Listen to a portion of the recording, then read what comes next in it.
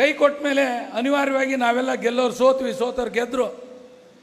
ಗೆದ್ದ ಮೇಲೆ ಈ ಸರ್ಕಾರ ಬಂದು ಅವು ಪುಕ್ಕಟೆ ಗ್ಯಾರಂಟಿ ಕೊಟ್ಟು ಜನ ಮನಸೋತು ಓಟ್ ಕೊಟ್ಬಿಟ್ರು.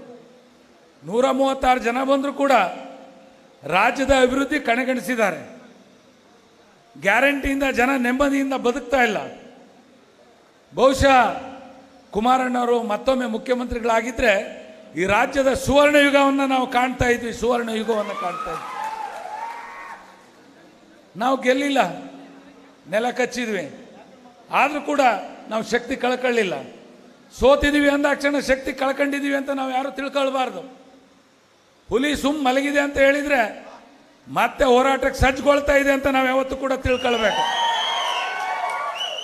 ಹಾಗೆ ಕುಮಾರಣ್ಣವರು ಶಾಂತವಾಗಿ ಸ್ವಲ್ಪ ದಿವಸ ನೋಡೋಣ ಈ ವಾತಾವರಣ ಏನಾಗತ್ತೆ ಅಂತ ಅವಲೋಕನ ಮಾಡಿದರು.